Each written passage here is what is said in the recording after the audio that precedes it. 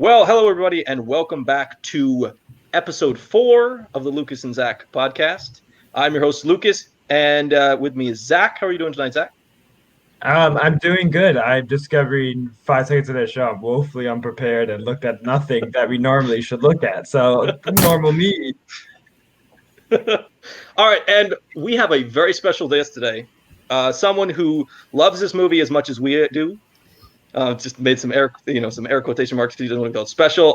Paul Oyama is here. How you doing, Paul? I'm doing great. I just really love to talk about Saving Mr. Banks, so I'm excited for this episode for sure.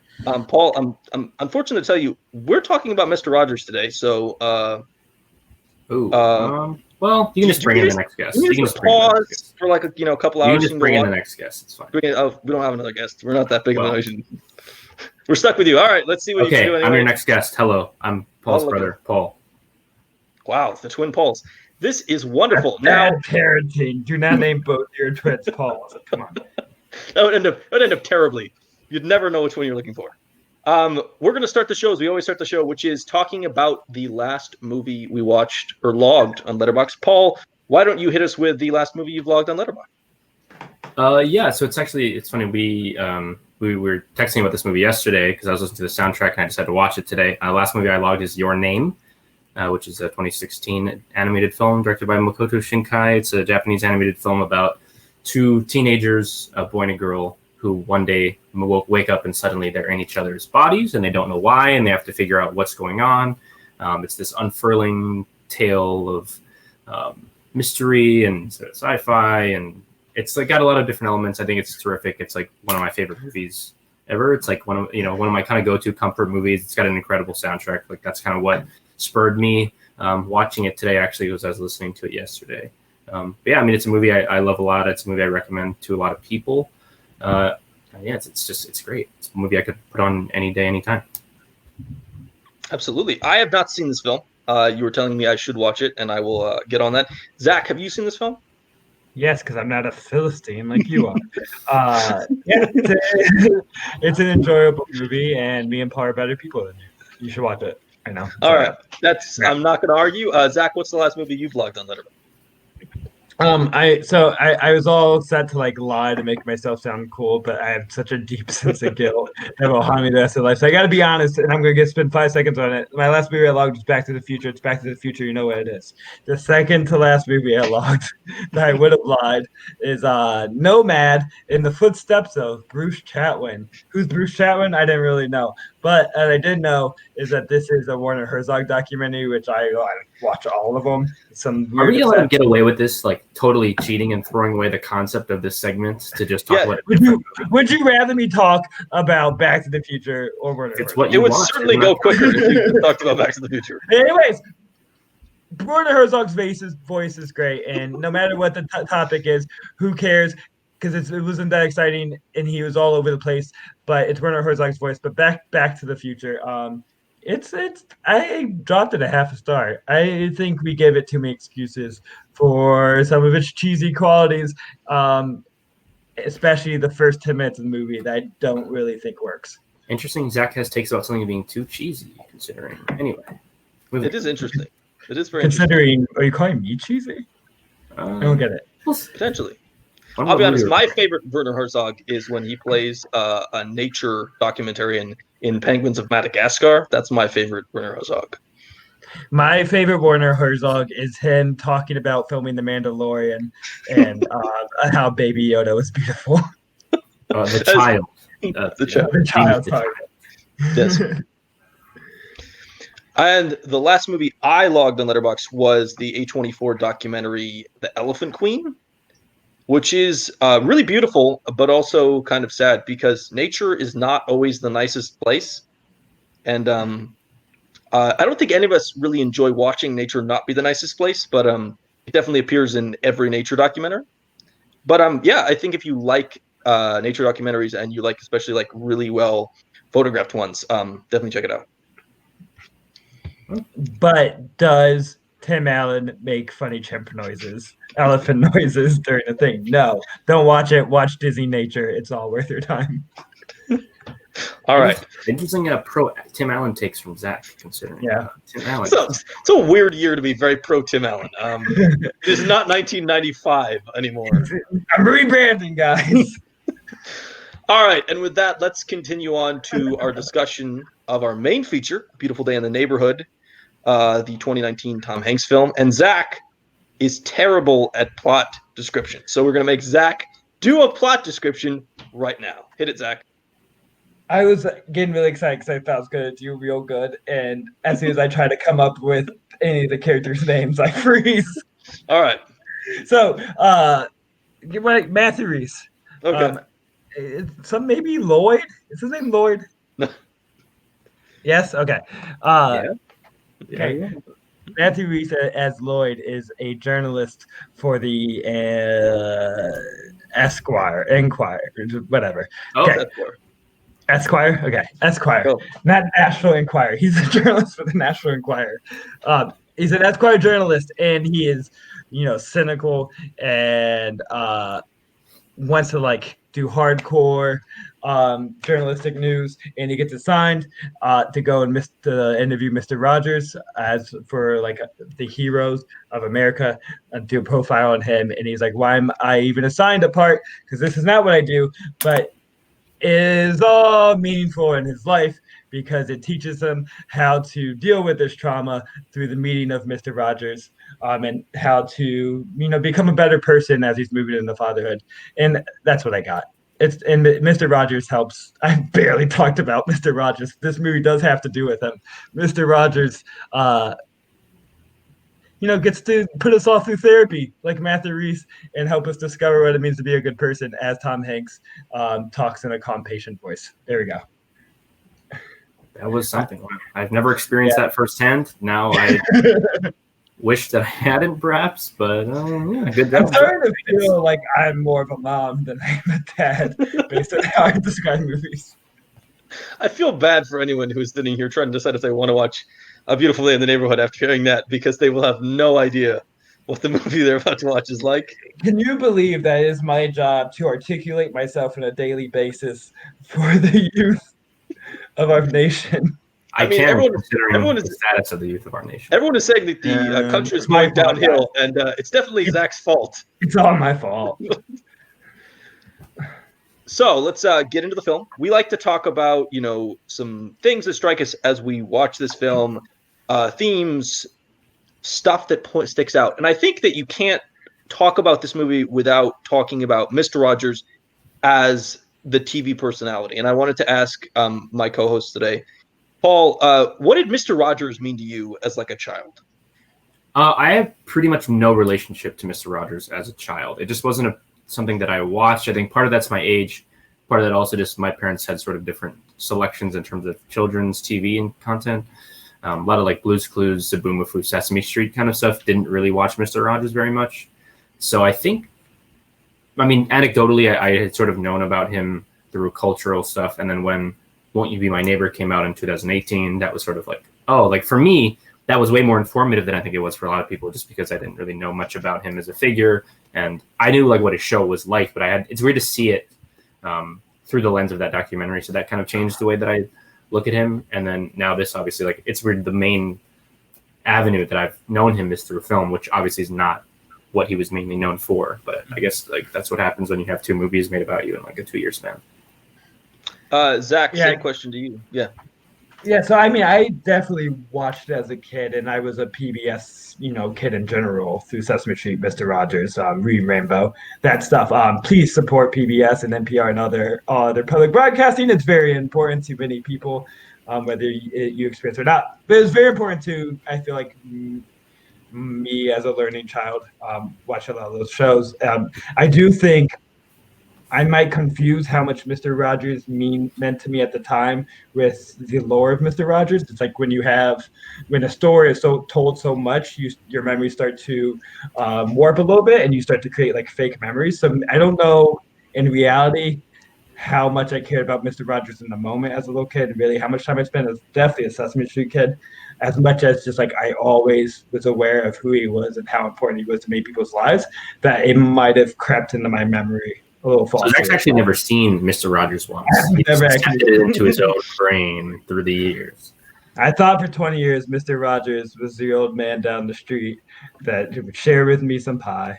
He was very important in my That was life. going. I thought that was going in a weird direction. I'm glad it's. I was 5 words in there. I realized I had no direction on where that was going.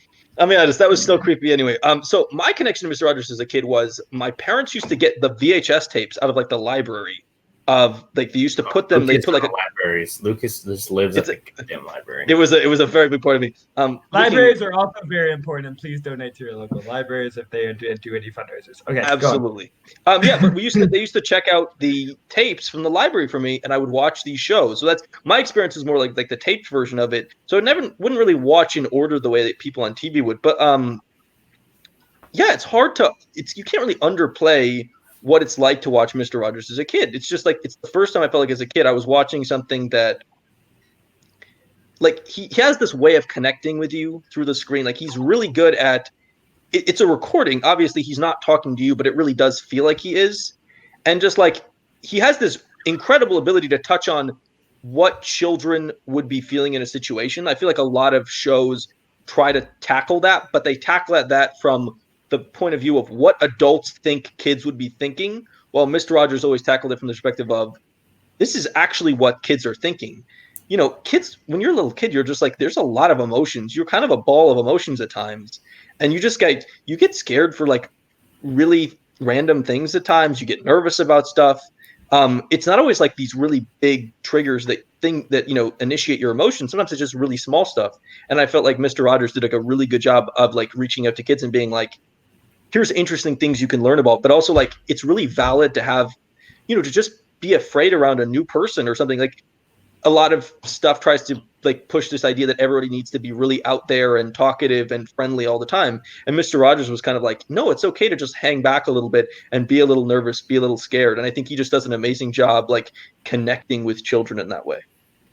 And the way that works, I think, is kind of what makes the movie work too, is that it sort of openly embraces that idea and like doesn't make it it doesn't give you like a bird's eye view. It makes you sort of feel like you're in the middle of the entire thing, which is kind of the way that the movie treats the viewers, like as if you're part of the broadcast. There's so much like fourth wall breaking and Mr. Rogers like looking directly at the camera when he's talking that it does sort of blur that line between like talking to the camera and sort of just talking as sort of like a figure on the TV show. It sort of, again, it crosses over almost through the television screen in a way that I think movies don't really try to do usually. No, the movie gives you no way out is what it is. It makes you deal with your vulnerability. To engage with the movie, you have to be open with yourself, which is how, Mr. Rogers tried to engage anyone he was connecting to, or at least that's what we are taught through media to believe that's the kind of person he was. To where, when the character played by Matthew Rhys, Lloyd, is having to confront his own ability to be open with himself and all his internalized emotion and have to be vulnerable, us as viewers are being forced to confront that as well, because it, like you said, we are being spoken to. Mr. Rogers has always made it feel like not just the characters on screen, but the kids watching at home are being spoken to, and that's happening at the same time as the movie. I feel like every time I watch this, the 3 times I watched in the past 8 months, I spend the whole time just digging deep within myself and exposing my vulnerability and becoming a better person for it. Yeah. I think part of that is the way that Rogers treats Lloyd, just like the same way he treats kids on his program, and he talks to them all the same. Like there's no sort of babying when he talks to children. He talks pretty directly about like feelings of anger or sadness or guilt, and he puts them all on the same level to where it doesn't sound condescending when he's talking to children. So I think when he talks to Lloyd, at first you have to get used to it because you're almost like, why is he talking to Lloyd the same way he talks to kids? But then that's kind of just how Mr. Rogers seemed to see all people, is sort of on equal playing field and treating them with the same kind of respect. And that's what makes it such a weird and kind of interesting experience to watch Lloyd enter into that world, because he is such an outsider where, you see the people on the show, they kind of know what Mr. Rogers is like, and they're kind of, set in their ways, like, oh, he's like taking up our time, he's being on schedule, whereas Lloyd is just kind of mystified by the whole, the aura of Mr. Rogers. It's when you're so adults are so quickly to dismiss, the Mr. Rogers persona, and more importantly, the lessons, he teaches us some social emotional skills as, for kids. So once again, you don't need to watch the movie because we understand what Mr. Rogers are, or you can dismiss him as someone for kids. But, this movie forces you to give it a chance and realize that, that dismissiveness is all a defense mechanism to protect ourselves, that we forget that the fears that we have as children are still real and carry into our adulthood, and that we need to reconcile them to be able to move on as adults and be able to be the adults that we need to for our generations moving forward. And that's is just something that has been fed into by just the way that sort of media personalities have been deconstructed. I think over time, you see so many people that are these big public figures who are so positive and out there, and then you learn things about them that are so unsavory. And that's why Mr. Rogers is this weird pillar of sort of authenticity, which is what Lloyd sees firsthand, is that a lot of the figures of children's television and these kind of, pep in your step kind of happy-go-lucky programming are revealed to not really be like that. And when he is like that, it's almost like you can't totally buy it. You think there has to be something off here. And that's kind of the feeling. Lloyd comes back from his first interview, and one of the things he's saying is, I don't buy it because it's so sincere and so genuine. You're like, this has to be an act. No one acts exactly the same way on their show, talking to a kid and talking to an adult, talking to a producer. It's astounding because no one does it. None of us even do that. We have different ways you talk to, your boss or your professor or somebody versus you talk to your friend or your family member. No one is like Mr. Rogers in that they are just genuinely themselves 100% of the time, regardless if a camera's watching or they're sitting in their house with their wife. He's genuinely Mr. Rogers every second of every day, and that's kind of astounding to just as a way of being. He disassembled it's on there's the idea of this personality is on when they're on camera and they turn it off when they go off camera. He totally sort of throws that to the side. Sorry to interrupt you. No, absolutely. Yeah, it's a curse of human nature that we all at some point develop some level of cynicism. Some people's more extreme than others, and Lloyd is why the framing of this movie works so well, of not being Mr. Rogers' biopic, but framing it through kind of like a case study almost of experienced Mr. Rogers through his interactions with someone else, of him being able to reach out to this person, is because he is the perfect encapsulation of that average cynicism that exists in, I think, most humans, and that average dismissiveness.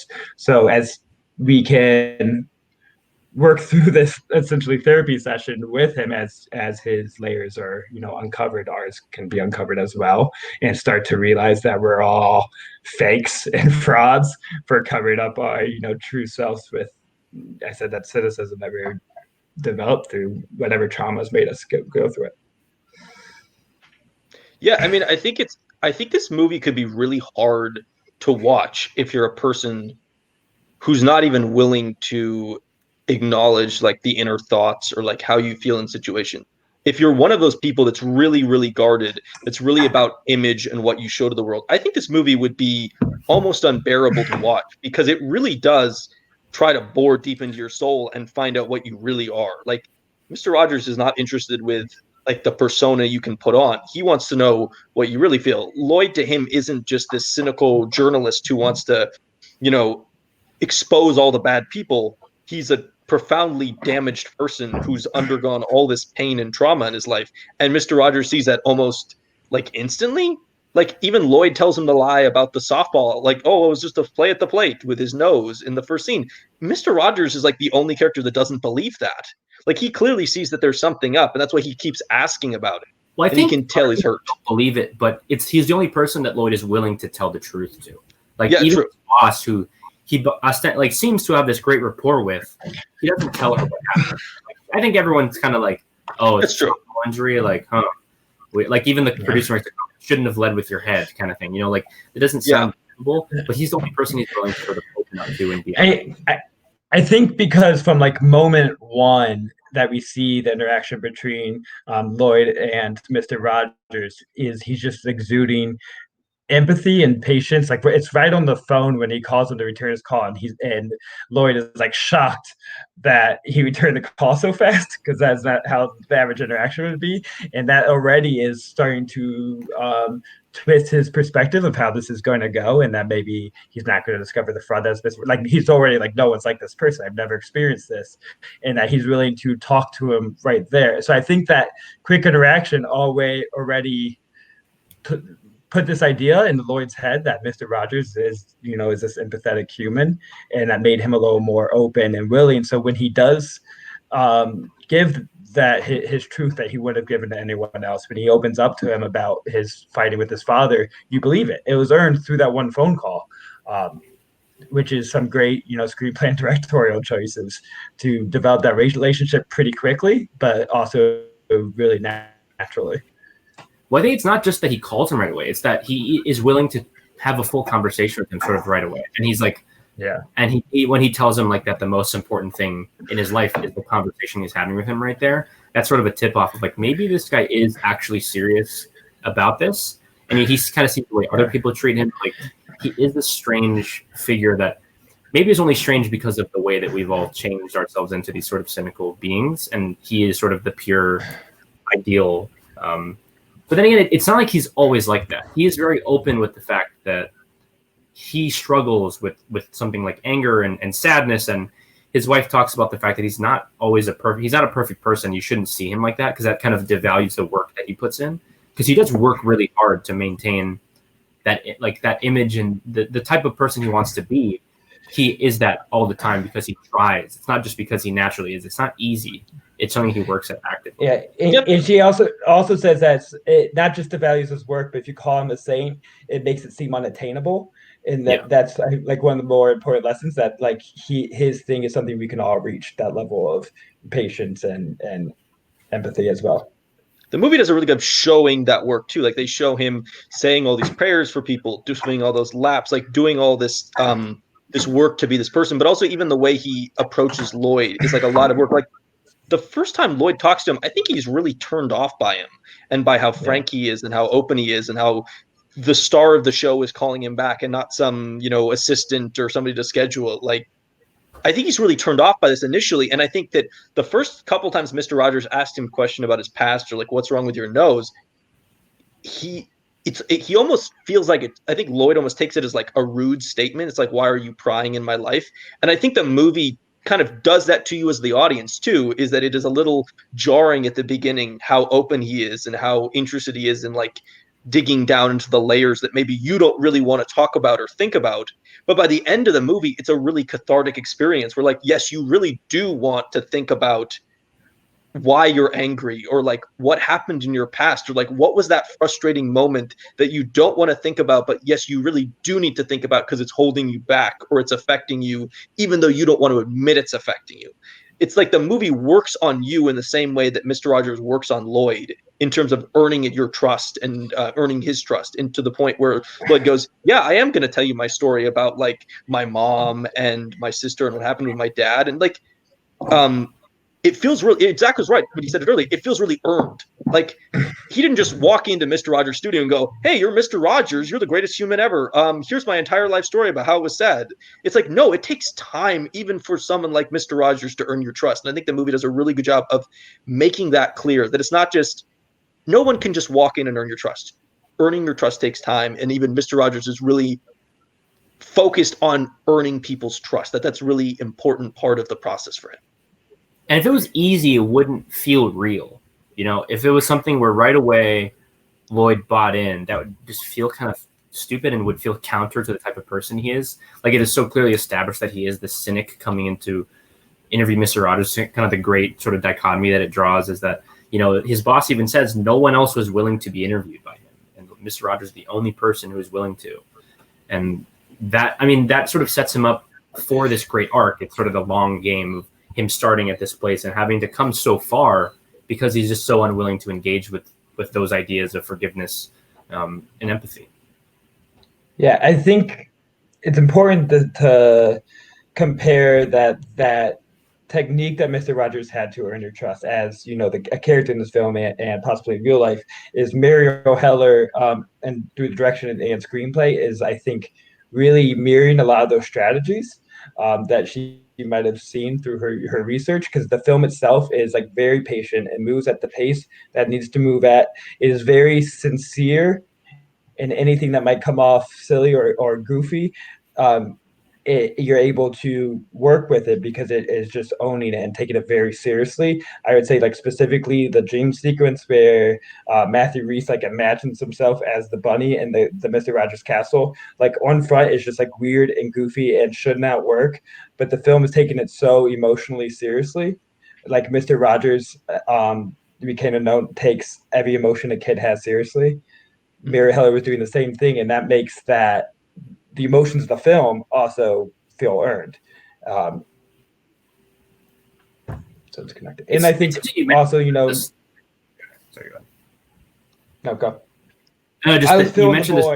Go. You mentioned the screenplay, but it's so interesting that this is brought to you by like the guys who wrote the Maleficent movie, which seems like it does not at all align with like the two don't that really movie has changed my life.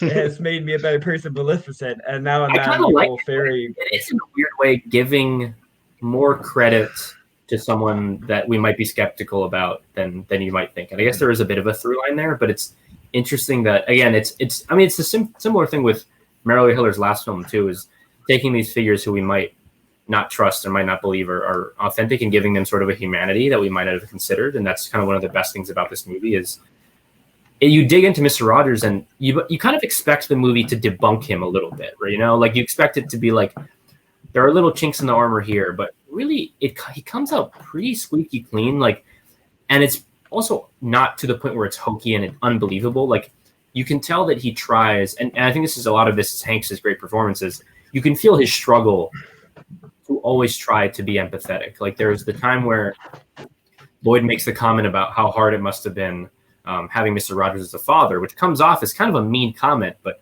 Fred kind of internalizes that and considers it and takes it seriously and says, like, yeah, like, I can't imagine it was easy for my children being raised with me as this public famous figure as their father. And he really takes that stuff seriously. He thanks him for giving him that perspective, which is something that I think almost no one else would ever do, is thank someone for asking a question that is that kind of uncomfortable and makes you think about your kids in an unsavory way. I think the way Hanks performs in those scenes with such patience helps it seem real, because it makes it seem like a practice. Like, it's a practice it takes to not react quickly, because all of us just want to react fast, especially in internet culture. We just react first emotion quickly. But through the patience of Hanks' performance, he's, as you said, he's internalizing it, thinking about it before he speaks and reacts. And within that, that's not, someone that we can't all do. That's a learned practice. That's something he has trained himself to be able to do. That's, dismissing any other urges that we naturally have and remembering what it means, to be his best moral self and listening self. And he's just such a good listener. If it was easy, it wouldn't mean much. Like, if it was just, from a child, he was always helping other kids out and he was doing this, that, and the third, that wouldn't say anything. But I think that what it says about the human spirit, I think, is the most important thing, is that, again, like you mentioned earlier, it is something that is achievable and workable, and something that even if you don't get to that level, you can always inch closer and closer and closer. And I think that's what it shows Lloyd doing, is he's, by the end of the movie, he's not Mr. Rogers Jr., He's just a person who is more empathetic and more able to communicate his emotions to the people around him. And that is kind of the power of Mr. Rogers. It's getting everyone a little closer to being a better person. If a million people are 5% better because of it, like, that is so meaningful. And, like, he's not going to necessarily cure people from being these terrible cynics all the time. But I think to allow them to embrace, their potential for change as human beings is what makes Mr. Rogers as a public figure so valuable, and why I wish that, like, every kid could have a figure like that to instill that sort of ideas in them, aside from sort of their parents, but as this big public figure, to give them the tools to execute that in their daily lives. Yeah, and I think, say that we need the kids that have those tools. I think part of the point of the movie, and I have some background knowledge in Muriel Heller's purpose of doing it, because I was so hyped for this movie from an interview she did when doing press for Catch Me If You Can on why she decided to make Beautiful Day in the Neighborhood, when she originally was not going to make any movies about male characters. That was her original, game plan. But having a child, and let alone a male child, a boy, some might call him, she wanted to make a movie about what it meant to be, a strong male. But also a big theme of this movie is being able to reconcile with your own trauma, so then you can be that kind of role model for your child, so you can teach them how to deal with their own pains, but you cannot do that until you're willing to deal with your own pains and your own flaws, and understand that everyone has these flaws and that we can work past them. So it's about really about parenting in a lot of ways. Like Mr. Rogers is the parent to all of us, and as you said, we need to have future generations with those skills, and we got to be the best parents we can be. And it was a right place, right time thing for Mariel Heller too, because I think I was reading that the reason she even got Tom Hanks in this is because she knows Colin Hanks personally, and it came at a time in his career where Tom Hanks had even made it sort of known within agencies in the film industry that he wanted to stop playing real life people, and he sort of wanted to step away from, because in the early 2010s, that's kind of all he's doing is real life hero, real life person, and I think that personal connection, allowing her to have him in the movie, is almost in concert with the film's ideas of sort of opening yourself up to possibilities, even if like ideally, like, yeah, I don't really want to be a real person right now, but if a role like this comes around, then it kind of is a perfect fit for Tom Hanks at this point in his life and then this point in his career. And them having that personal connection, I think, is what allows the film to have this warmth to it as well. I think Hanks is so important to this film because not just for the acting talent, but like he doesn't look exactly like Mr. Rogers. He can put on the sweater. He doesn't really sound exactly like him. His face is different. But I think what really works is that Tom Hanks as a person is sort of similar in the way we view him to Mr. Rogers. And I think that comes through in this film. Oh, yeah. Is you're like, this isn't exactly Mr. Rogers. And I think that's actually kind of smart. You just did the documentary. You do not want to redo the documentary in a live action movie. That's like a terrible idea. I actually was really happy when this came out and I was like, oh, they're not just doing a standard Mr. Rogers biopic, which is what the documentary was. I was like, oh, they're doing it from a different perspective. I think that's really, really important to the film. And one of the reasons why it is so powerful is you're not just watching the same thing you watched a year before. And Hanks is such a big part of that because, I mean, me and Zach have talked about this the whole time. He is kind of like America's moral center. He's always been the hero guy. He's like the guy who's like, no, we're going to do the right thing. We're going to work together. We're going to be like good people. And I think that comes through in this film is you're like, yeah, Tom Hanks kind of is this guy who we've seen for years, and he is kind of like America's dad. And so it's not surprising to see a Tom Hanks person in this film playing Mr. Rogers. And I think it kind of blends really well the character Mr. Rogers, but also the person we know to be Tom Hanks. And I think that that combination really, really works in this film, even though it's not a perfect impersonation or lookalike of Mr. Rogers himself. Well, it's more interesting because it's not. I think, and again, it's sort of double lensing because it's using the Hanks persona, which he basically is the 20 years later version of Mr. Rogers in terms of the public consciousness and the public ideal of who he is. It's that same thing of, anytime a kid sees or someone sees Tom Hanks, they're going to be excited and they feel like they're welcomed and warm. And that's what this movie sort of, that's kind of how this movie was made. I don't think this movie really works.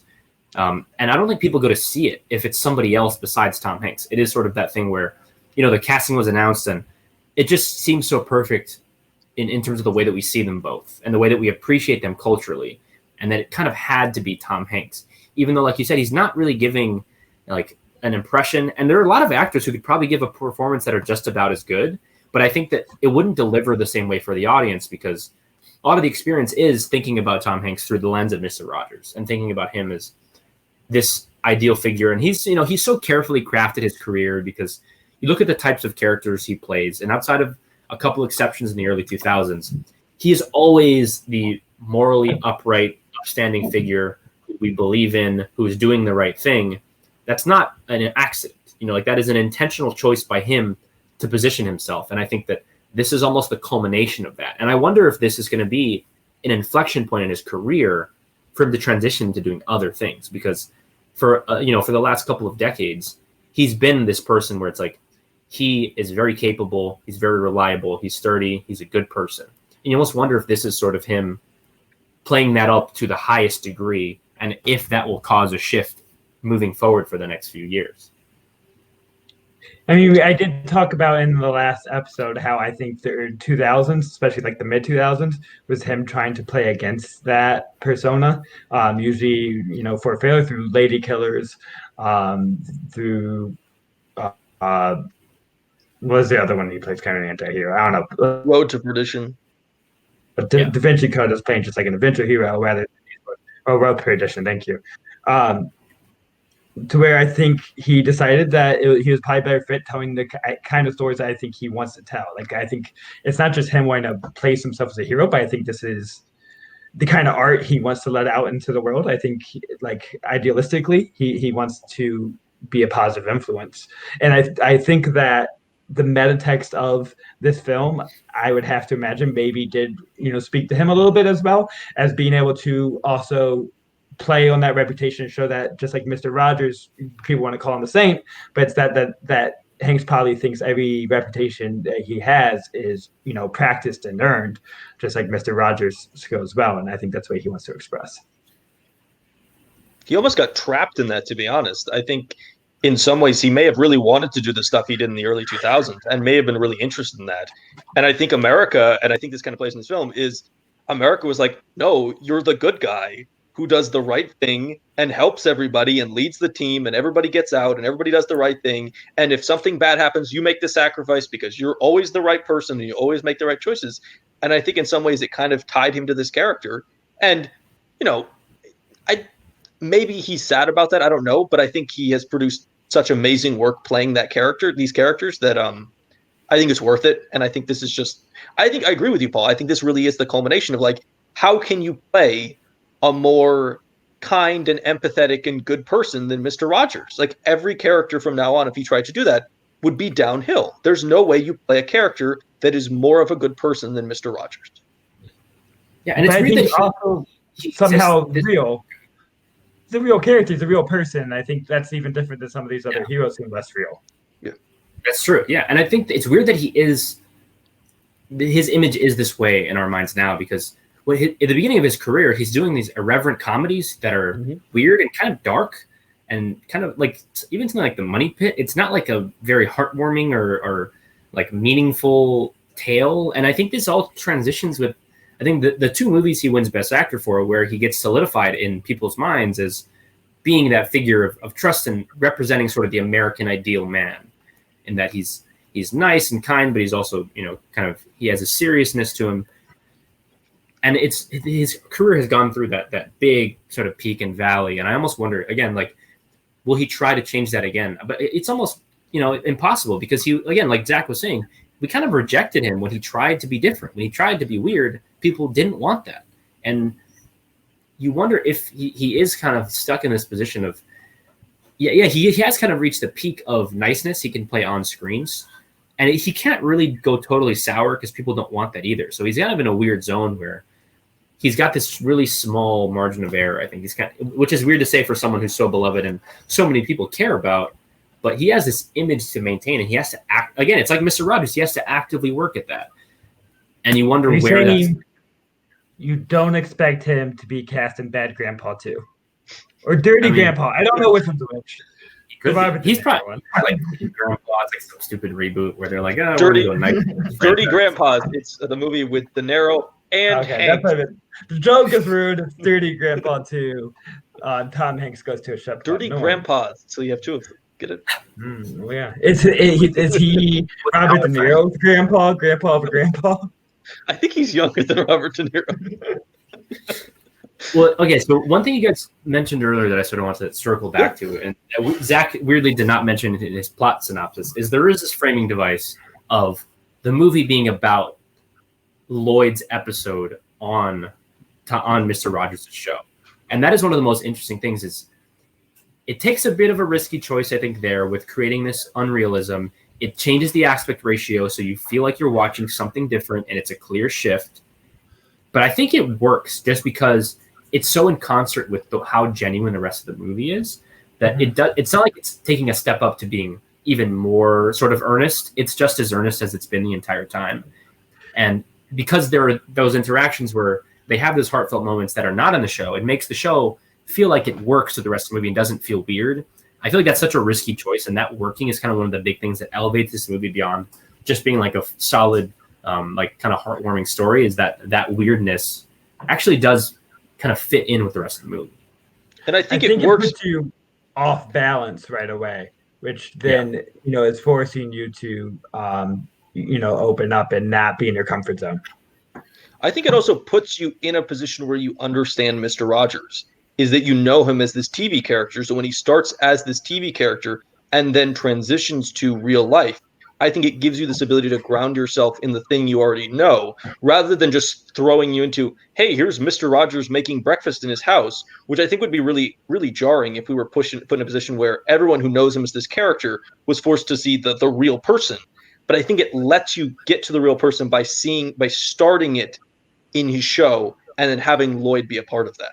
And you see how much he's not different than his character, which is the most important thing. Absolutely. Is by starting, because normally when you first show a character, you want to establish right away who they are. And I think when you first see him through the lens of the show, you think, oh, it's going to set him up this way, and we're going to sort of dig deeper and deeper, and there's going to be something weird. There's going to be something dark from his past. But when you see him continue to be the same person, he's nice to Lloyd, he's nice to all the people on the set, he's nice to all the kids, he takes extra time, even not when the cameras are on, to talk with those children. There's that moment with the tent where he tries to put it up and he can't do it, but he then pivots to, oh, this is a good lesson of you can't do everything by yourself. And even sometimes grown-ups have these struggles that they have to overcome.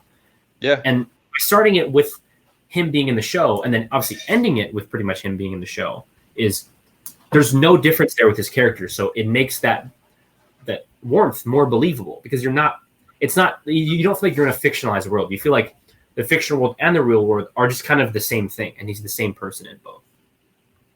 And that allows you to, Zach brought this up earlier, but the fact that they do the old rabbit sequence in Neighborhood of Make-Believe, and the idea of the first time that Lloyd is on set, he's talking to the producer guy about Daniel Tiger, and he goes, Daniel is Fred. And that's what allows them to use that as another area to talk about feelings. Like, Daniel is almost the most pure part of Fred Rogers. Is Fred when he is truly doesn't have to be even a person. He's allowed to express literally anything through this puppet. And that's almost the most pure representation of Fred, is that nervousness at times and that like scared feeling, and just like the world can be a lot. And sometimes even when you're trying to be Mr. Rogers and you're trying to be loving and helpful and amazing all the time, the world has got to weigh on you at some point, because, he lived through a lot of rough times. He was doing the show in like pretty bad times for America. That some of that stuff must have weighed on him, even as he was sitting there trying to do all his prayers and swim his laps and talk to all the kids, and I think Daniel allows to let him out. And then because Daniel is Fred, you can do the old rabbit sequence and you can allow Lloyd to kind of let the same stuff out using this framing of the show that we already know and we're familiar with, so that when you go there, we all get what they're doing. We all get that it is it's a fantasy version of themselves, but it's also true to who they are as people. Yeah, and that specific scene where he is using Daniel to talk to Lloyd, and we were already told that he is a representation of himself. That's another moment that's under lesser direction or lesser acting throughout the film, that would just come off real weird and real creepy, and I think that is our natural reaction to moments like that, is to push that off and be like, what is happening here? But once again, they push it like to the right level and, have the right sincerity to go with it. That, like, we're not going to let off of this, or we're not going to have the easy, way out to make this feel weird. We're going to force you to change rather than you try to bully me into not being to bully Mr. Rogers and not being his true self through the tiger. Instead, you have to reconcile yourself in your reaction to this, which forces that whole encourages the whole theme of the movie of accepting a deeper childlike truth that we want to reject. And that scene works really well because right before he talks to them as Daniel, there's the scene where Lloyd asks him about, like, why don't you get new puppets? These ones are getting old. And Mr. Rogers is like, these are parts of the show. Like, they're not a prop. Daniel, that specific Daniel is Daniel, and he has to be there for the show to be what it is. And it's such an earnest moment But of he him doesn't just play that off as being offended. I think that you can tell he is a little bit hurt by what that Yes. suggestion. But the way he turns it around is he asks Lloyd if Lloyd had a toy as a child that was important to him, that he kept, and that meant something to him.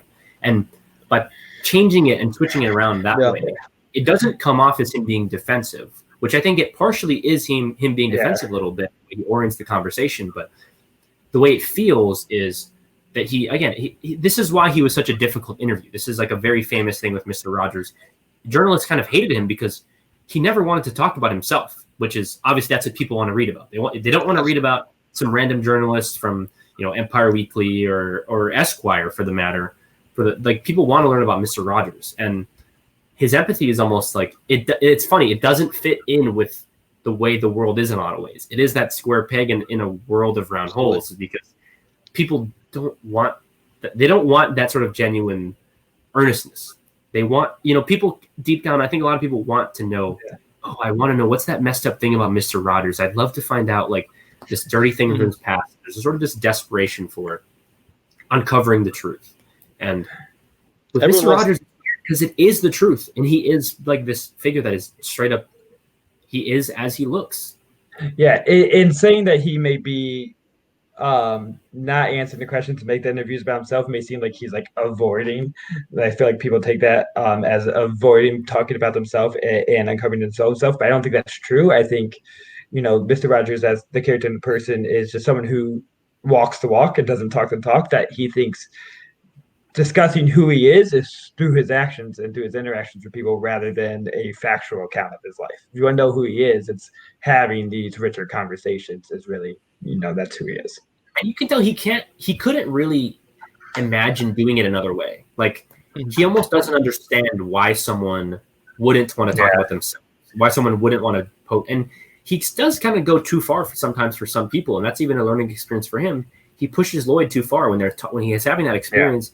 He turns it back around and asks about his father again. And, as good of a person as Mr. Rogers is, sometimes people don't want to confront that stuff, and it becomes difficult. And if Lloyd were a different person, if maybe he were, had not had his wife be the kind of person she is, or been like slightly open to the situation, like Mr. Rogers could have totally burned that bridge and could have totally spurned him, and that could have turned out for the worse. It's a risky play by being so earnest and honest.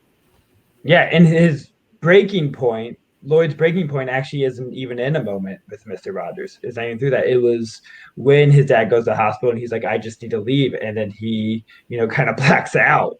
And that was his lowest low. And I think, Mr. Rogers, maybe through those interactions, gave him like the tools to be able to, deal with his issues. But it comes down to the character had to deal with it himself. That Mr. Rogers is not always there. He has to confront it himself. He has the conversation with his wife, finally sitting down and saying, this is why I had to leave. It was at the hospital, and I understand that I am wrong, and I want to be better. That Mr. Rogers is not there for every moment to have these conversations, but it's just kind of that memory and that idea. It's really that symbol of who he is that, can exist in all of us, to remind us, how we can take a second to reflect and, be the person that we want to be. And of course, the movie is about Mr. Rogers, so most of our conversation has been about Mr. Rogers. But I think the Lloyd character is what I think takes this movie again like a little step above what it could have been otherwise. I think that it's based on Tom Junod, who's a writer for Esquire in the late '90s, and I think Matthew Rhys is really good in this movie. Like, I think a lot of people sort of dismiss it as being him not being good. I honestly think that, like, I like the Hanks performance, and I think the movie makes it really work. I don't know that Hanks is blowing other people off the screen for me necessarily in the same way that a lot of people seem to think. Like my favorite performance in this movie is actually Chris Cooper. I think he's so warm, while being a little cynical, being a little snidely. Like he brings so much emotion out of Lloyd, and I think their arc of their relationship is so meaningful and so powerful.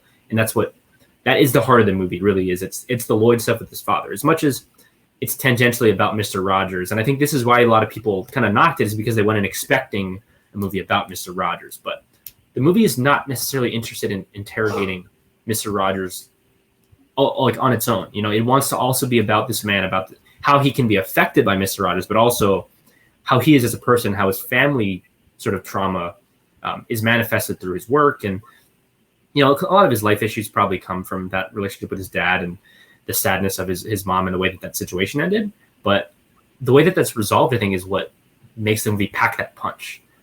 There's that moment where he finally tells his father that he loves him. And you hear Chris Cooper let out this long sigh, as if he's been waiting the entire movie, the last few years, for him to finally say it. And that moment always really hits for me. That's like the most emotional part. Like Chris Cooper made me cry in multiple movies in 2019, between this and Little Women. And I think that the stuff with Lloyd is so good. I think the last time I was watching this, I think I've come around to the idea that I think Matthew Rhys is the one that impresses me the most in this film. Like the emotions he is able to express. And I think it's partially the film is really empathetic and allows you to feel like his pain and his frustration. But like a couple of those scenes, you really get inside how uncomfortable he is being at the wedding, seeing his dad. Like you can feel the trauma he feels, not even talking to him, just being within like 10 feet of this guy. And you just feel how much he hates it. Like he wants out. And if he could sprint out of there, if there was a way to do that, he would do it. And then the fight at the wedding. And I'm going to disagree. I love the Chris Cooper moment where he says, "I love you." The most emotional moment for me is when he comes back to his apartment. He gets kind of ambushed by his dad and his dad's new girlfriend. And he starts yelling at him about, "Do you know what it's like to watch somebody die? Do you know what it's like to watch my mom scream and scream and scream and then pass out and get revived and scream and scream and scream?"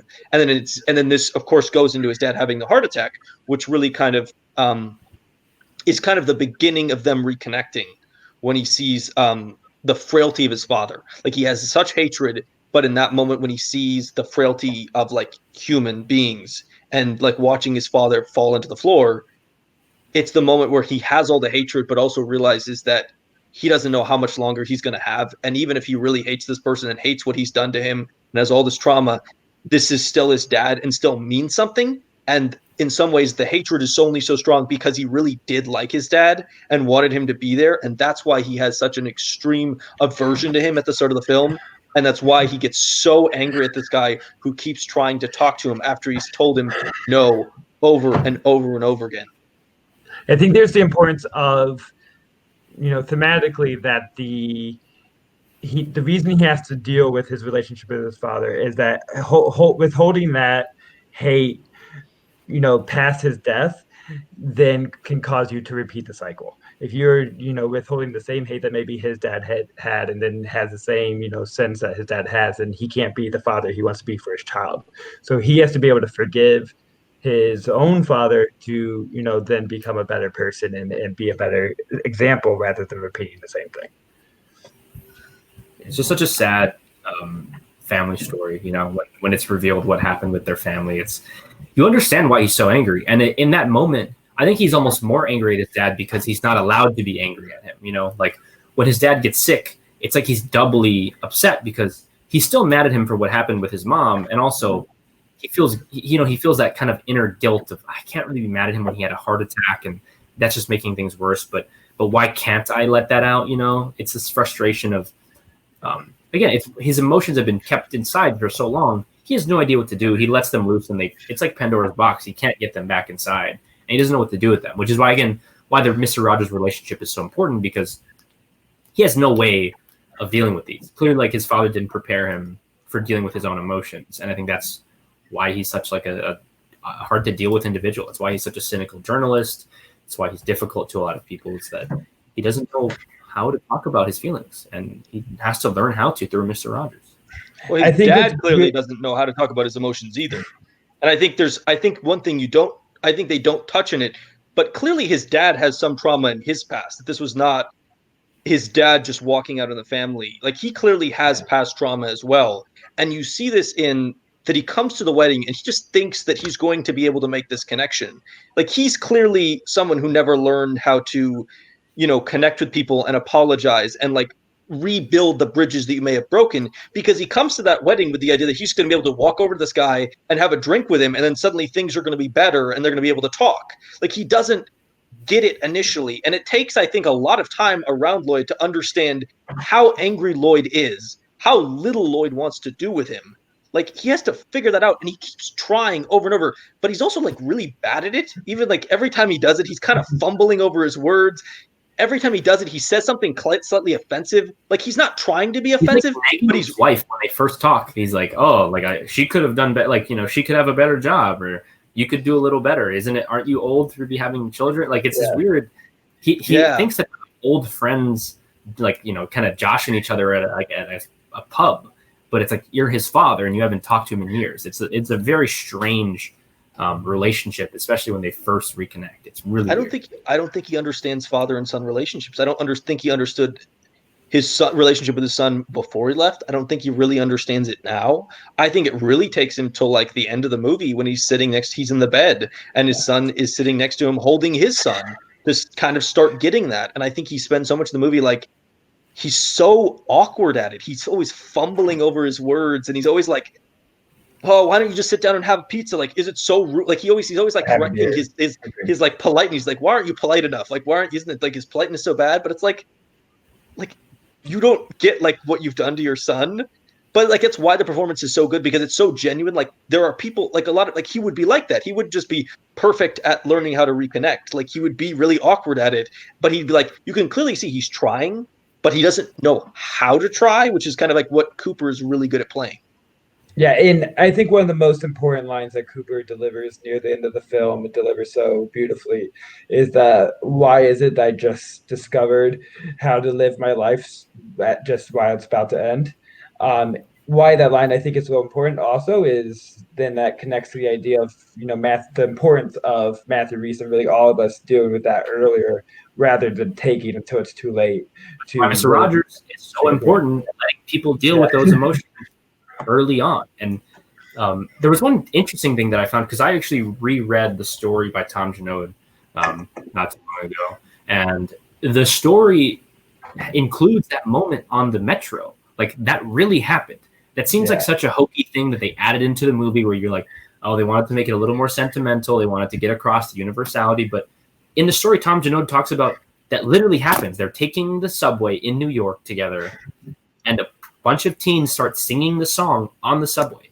And it's like this really, it's a really cool visceral scene that it kind of gets you in the moment. It feels cheap, but the fact that it's real is like one of those other things where it's like, of course, like Mr. Rogers is just, it's so hard to believe any of this stuff is legit. It's just crazy. It's that idealistic, pleasant and sincere existence. Those kind of scenes really don't have to be idealistic. That can be the truth. That can be real. And it's also just like, that was from an era where everybody did watch the same programs. So every kid would have watched Mr. Rogers. So there is the idea, like, that would never happen today with any show.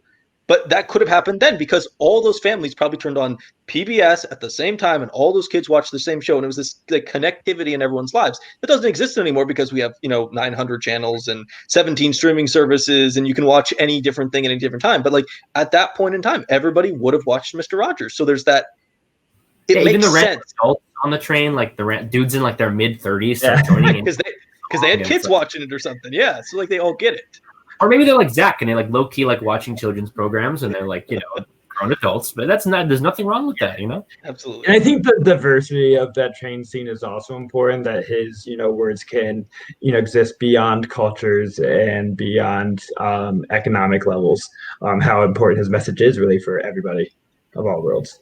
Well, remember from the documentary, I think one of the most important sequences from the Morgan Neville doc, which I won't talk about much here, but there is a scene in it where he specifically makes sure that him and a character of a different race, an African-American gentleman, wash their feet in the same bucket. But this idea of just being like, hey, look, this is completely normal. People with different races, we all live together, and there's nothing wrong with this. And it's just like this, it's the simple normalness of Mr. Rogers, where like he doesn't play it up, he doesn't talk about like how important this moment is, but it's just like this, he's a person and I'm a person and we're washing our feet. And it's just like that really simple connection that kids would get, and they go, oh, it makes sense. Yeah, of course. Everyone's, we're just all just people.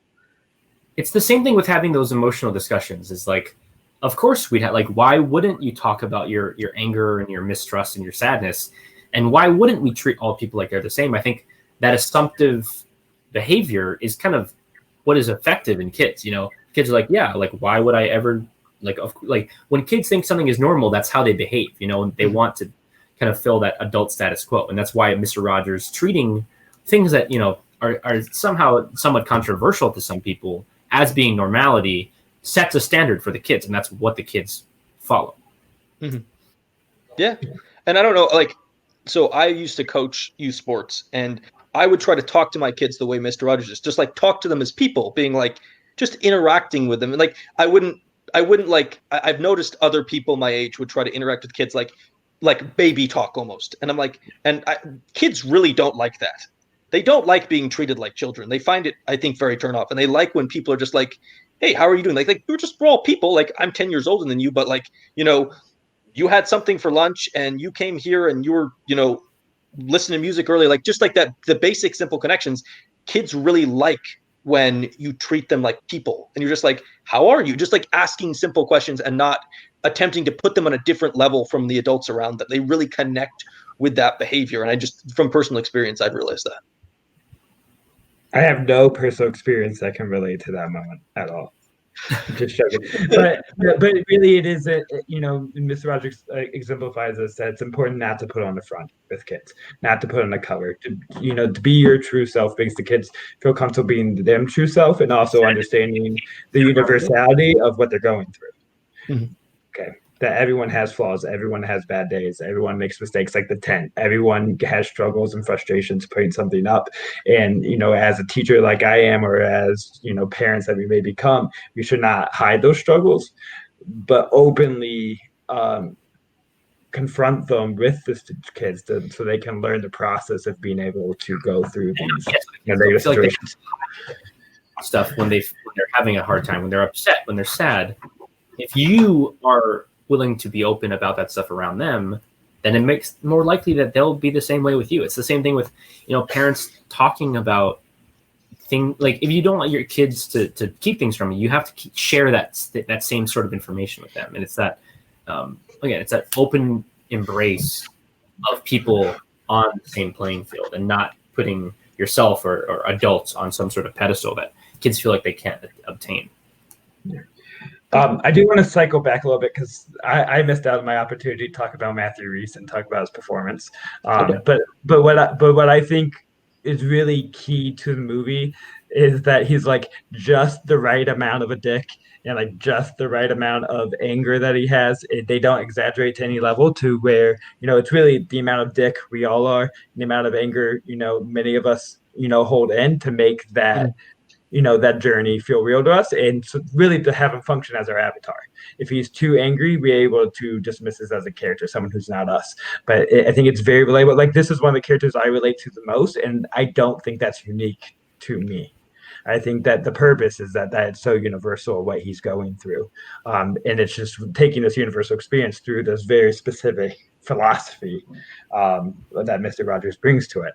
But I think that's why every time I watch this movie, depending on what I'm going through my life, I can see my experiences in a different way of what Matthew Rhys and the Lloyd character is going through.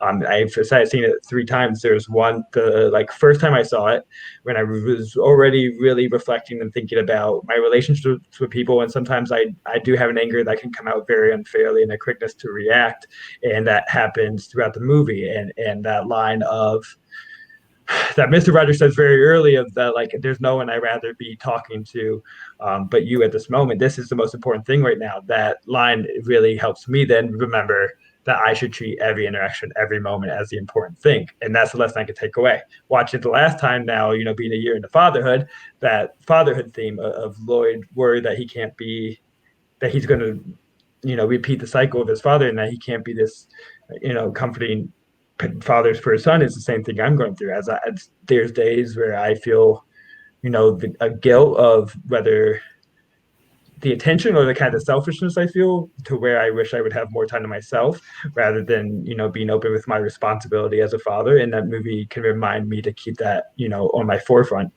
as well. So this movie is therapy. And I think that character is so important to making that therapy, come to us and come into us. So and Mr. Rogers struggles with that too. Like when Lloyd asks about his kids, you get the feeling that he puts a lot of energy into the show. He probably isn't able to be totally there for his kid in the way that maybe he would like to be, or maybe that he should be. He's making a choice to try and impact all these other people, and you almost wonder what his home life is like. And that's not really interrogated, but you have to think that there's a little bit of a disconnect with your father being this big figure for kids, and you wonder what he's like at his own home. And I took this from the commentary that I've listened to half of, but something that I didn't pick up on during the movie is that he doesn't even look eye to eye at his child until like 45 minutes in the movie when he's watching the, tape, the footage of Mr. Rogers, and Mr. Rogers is talking about the importance of being there for children and has that conversation with, I think, Oprah about his own parenting. And that's the first time where he's even taking in his responsibility as a father and actually looks at his kid and has that bond with him. Yeah, it's a good observation. One random thing that I thought about is, so you guys are talking about Hanks, obviously. Mm-hmm. I've noticed that Hanks, especially in recent movies, the movies with him, aside from a couple exceptions, tend to have a lot of non-famous actors in them, especially like the women who play his wife or girlfriend or romantic interest tend to be like Marianne Plunkett in this movie is very much like a not a very famous actress. The same thing with Bridge of Spies. It's a weird how he's sort of been positioned as like he is almost too famous to try to put someone up against him. It's hard to. He's not in a lot of like two-hander type movies like in Captain Phillips, like Bark. Obviously, that's kind of the conceit of the movie. But what do you guys think of the fact that Tom Hanks is? He's really the only famous person in this movie. I guess Chris Cooper sort of, but like Matthew Rhys is not really famous. A lot of his other movies, like Mark Rylance, wasn't really famous. Bridge of Spies has positioned him as like such a central figure, and he is like the main thing to talk about in the movie. Do you think that's like a choice by him or studios, or what do you think that's kind of about? I think it's probably a studio choice because he's making movies that might not necessarily recoup at the box office as much. And they are sometimes relatively expensive. So I think a lot of it is we're paying Hanks a lot. And, this is a more adult movie that may not, sell as much as a blockbuster. So I think they sometimes recoup on the back end by getting some very talented, but lesser, they'd have to pay them less to get them into the film. I think that's a lot of it. I think there is a lot of focus on the meta text that Tom Hanks brings to that role, that if you hired any other famous celebrity in there, if you had like Brad Pitt in the lead, he's bringing his own baggage and his own meta text to that role that might distract from the, perspective the movie wants to focus on. But I do want something you mentioned earlier that people often think that Tom Hanks blows people off the screen, which is remarkable. I think that he rarely ever does. The magic of Tom Hanks is he's so sharing on the screen. That's why Matthew Rhys really, I think, does get the shine. He lets the moments be about him. He's just such a great listener. I think even in the moments talking to Lloyd's wife, played, I'm looking up Susan Kelechi Watson, famous for This Is Us. Even like they have bare moments on the screen and just a couple of lines, but still in those moments, I feel like he still feels like he's listening so much that gives a moment for her to shine, I feel like, as well, whether in one or two lines. Yeah, he's an actor that I don't really love Tom Hanks, I think, the same way a lot of people do. And I almost wonder if it is that understatedness or the way, if he does play a lot of similar types of figures. Yeah. But I think the way this movie positions him is a lot smarter than I think generally he gets put in positions, is that it has him as this almost as an agent of chaos type, even though he is the famous person that the movie is centered on. It's not about his arc, because I think he struggles with having an arc. because it feels like Tom Hanks is just so fully formed that it's hard to believe that he starts at a place where he has a lot of growth to do. So that's why I think some movies struggle to make his character feel like it has a meaningful change, whereas this, it's him enacting that change on somebody else, which is what makes this antagonist. He's the antagonist of the movie because there is no villain. He's the one that's making people. He is opposing Lloyd's goals and ideas for sure. Absolutely. So this was a pretty amazing discussion. Does anyone have any final thoughts on this film before we move on to a discussion of Hank's wider decade? I just think it's really underappreciated, and I think again part of that is sort of the inherent cynicism that people have is the unwillingness to engage with the film on its own level, on its own merits, to think about the movie in the terms that it presents to you. And it's just strange to me, I think, in a time where I think people are desperate for movies like this. Like, people really want something pleasant and nice and warm and life-affirming. You see the success of something like Paddington or Paddington 2. It's weird that a movie like this does not become successful in that way. And it's got Tom Hanks. It seems like it's got the recipe. But for whatever reason, maybe just because it's trying to be a little more interesting than people think, but it is weird to me that this movie was not a bigger hit and a more of an awards player and just more culturally impactful. I kind of, maybe it will be over time. I hope it gains some sort of second life. Mm. Yeah, I think it's just really important to engage with the movie in the most thorough way possible. I think, a lot of the more passive reactions to this was a combination of, having different expectations for the film, of it being more of a biopic and people going, this is not what I want, rather than accepting what is given to them. But also, being able to also dismiss it as something that's just kind of slight, like that's a father-son drama. We've seen it before, rather than really putting themselves in it and being open. You just got to go into it with a real openness, not just open mind, but like an openness of yourself, an open heart, open soul. Yeah. I think that's in some ways one of the reasons that it hasn't become as popular as something like Paddington 2, which is a wonderful movie. But I think Paddington 2 lets you just get washed over with kind of the joy and wonder of that film. And it doesn't really ask you to do much yourself. This film is one of the few that says, no, this is like therapy. You're going to talk to, like, you're going to think about your trauma or the reason you do something or your anger or why your personal interactions aren't working out or why you're working. Like, it wants you to reckon with your life the way that the film makes Lloyd reckon with his. Thank you for saying the word reckon, because that is the word I've been blanking on for the past hour. I, once again, very concerned about my memory. I may need to go see a doctor. But yeah, it's a challenging film. Challenging in a different way than we would often use that word, but it is emotionally a challenging film, and that is hard for people. Absolutely. So let's move on to our discussion of 2010's Hanks. I'm going to do a quick rundown of the films that this encapsulates, and then we can talk about some major themes, like what we think of the decade.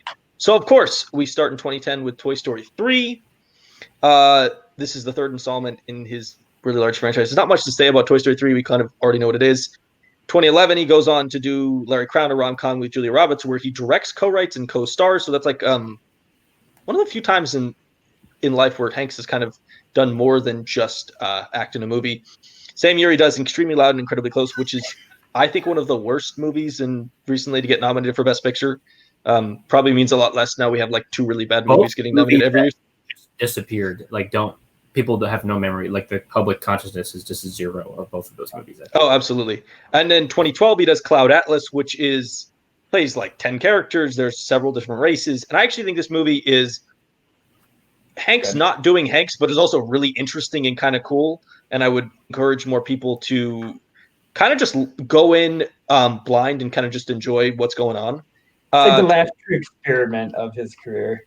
Yeah, it is a really kind of a crazy movie. Like, it's really weird. 2013, he kind of goes back to normal fare. He does Captain Phillips and Saving Mr. Banks. So he plays, the hero captain of a shipping vessel attacked by pirates. He plays Walt Disney in 2015. He plays an evil corporate magnate who ruins a woman's life and is celebrated for it. Love that. But the movie plays him very much as the hero of that story. Another masterpiece from he's bringing the dreams of his daughters to the big screen, the story that spoke to their hearts. He's just being a good father.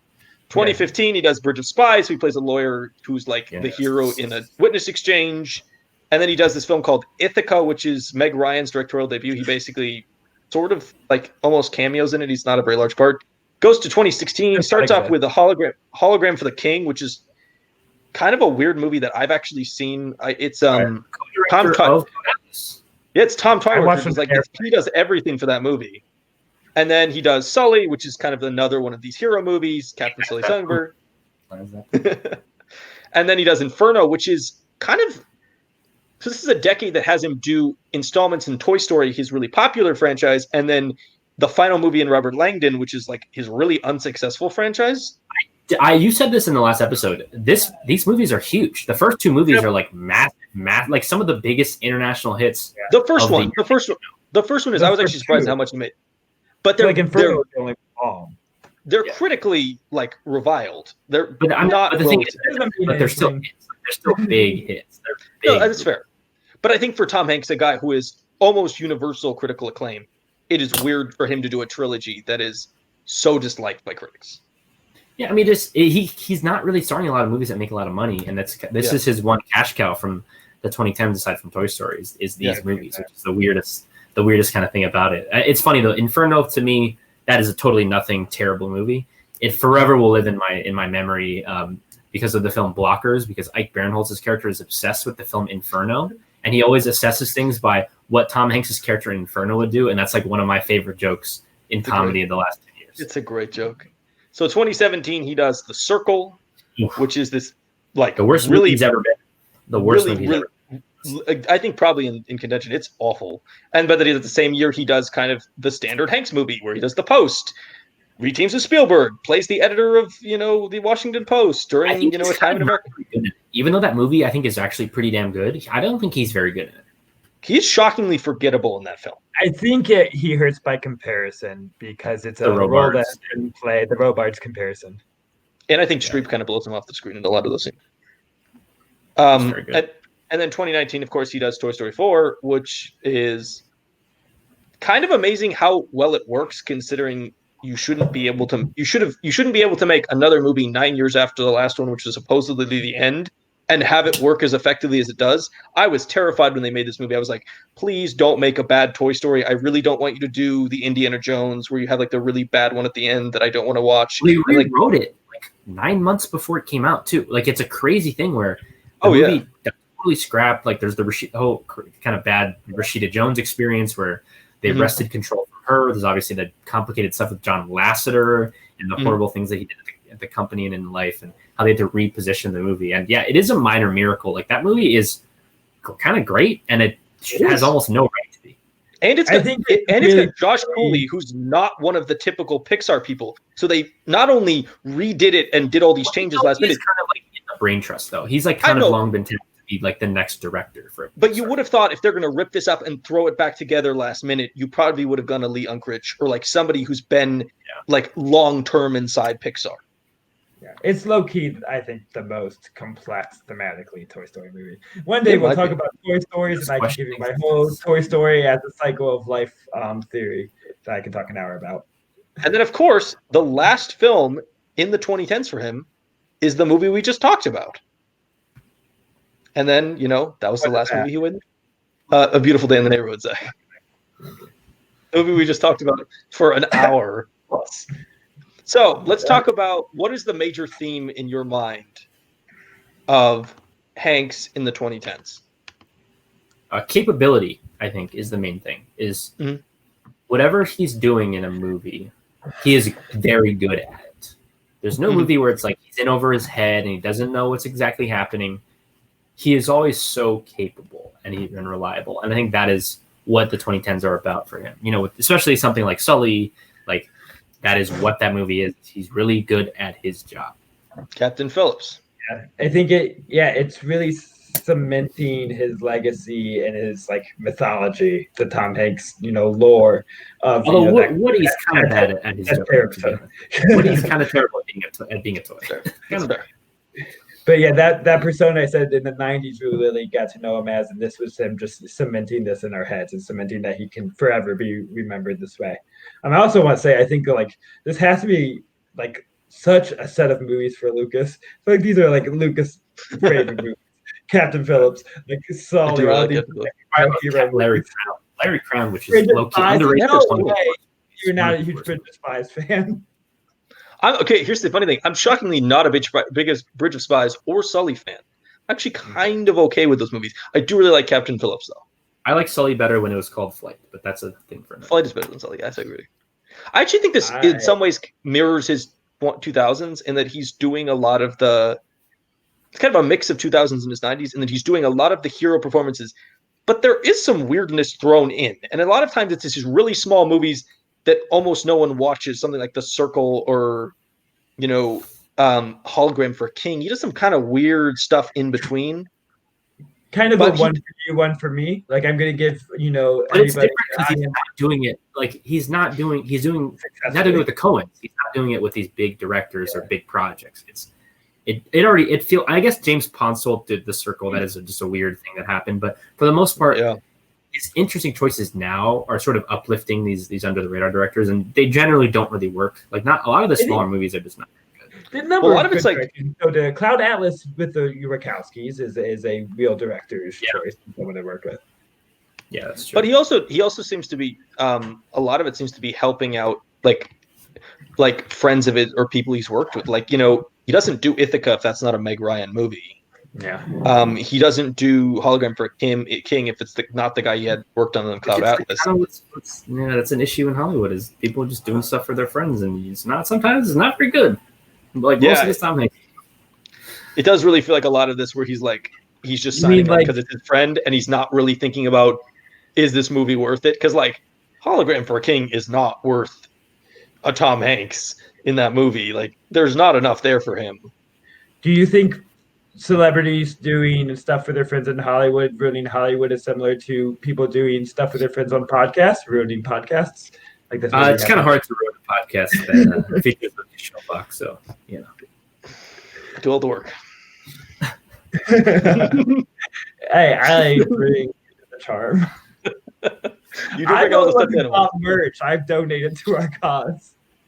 I have gotten $0 off that merch you bought, so thank you. I have also pretended to drink out of this mug 20 times. There's been nothing in it for the past 40 minutes. Nice job.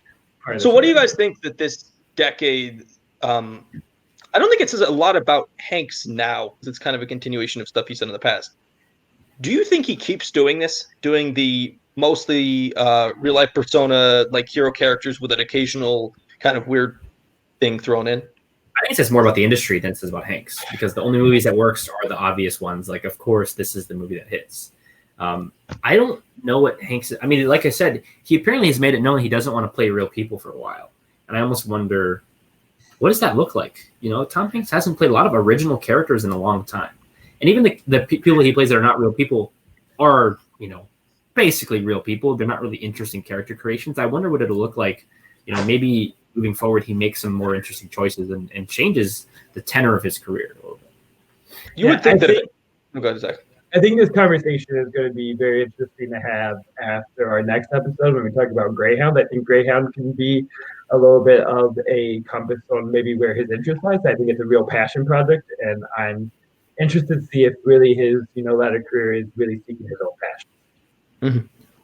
You would think if any actor can kind of get basically whatever they want made, Tom Hanks would be up there in terms of if he wants to do some weird stuff or pick a role that he wants. Like, you think that Tom Hanks would be one of those people who could get stuff done. It is. That's Greyhound. He wrote the movie. He did. Yeah, it's true. Any other final thoughts on 2010's Hanks? No, but I do think it's an underrated run, and I would say comparable to the 90s because I like a lot of those movies. Absolutely. Yeah, I'm not crazy in the 90s run, so I don't know if I would totally disagree. That's kind of where I am too. Like I appreciate a lot of what he was doing in the 90s, but I don't love it, so it's easier for that 2010 run to compare for me. And I do like Sully, and you're all crazy. Sully's better than Flight. I think they are very, very comparable decades, and I think 90s more than you guys do. So even still, I think very comparable. So, and I think this has come to the end of our discussion today. I want to thank Paul for appearing today. I think you really added a wonderful, 30 minutes. Opinion. Yes, this is our longest episode, and we'll probably be for a while. Thank you, Paul. Thank you so much for coming on. We'd love to have you back if there's another film that you're as passionate about as this one, because I think you'd always add something to the podcast. Thank you, Zach, for playing with stuffed animals and fake drinking out of a glass for 40 minutes. Too loud. And as Zach said, we are going to do a quick bonus episode before we continue into October with our new topic. We will announce our new topic on the bonus episode. On our bonus episode, we were talking about Tom Hanks's only film of the 2020s, Greyhound, and then taking a quick look at like what news is out there about future projects. I hope you will join us for that. I can guarantee you it'll be at least half this length. Yes, we will not be talking for this long about Greyhound. And with that, thank you, everybody. We'll find out. Maybe we'll talk for 4 hours about Greyhound. Maybe it's the most interesting movie of all time. Who knows? I haven't seen it yet. It is not. Well, thank you everybody for listening. You can check down in the description for Twitters and Letterboxes where you can find all three of us. We will put Paul's down there in case you want to follow him. He is a really good follow on Letterboxd. I will highly recommend him for that. And thank you guys for all appearing. And we will see you not before next week with a bonus, and then next week with our October discussion topic. At some point. Have a nice day. Beautiful day in the podcast, Sid.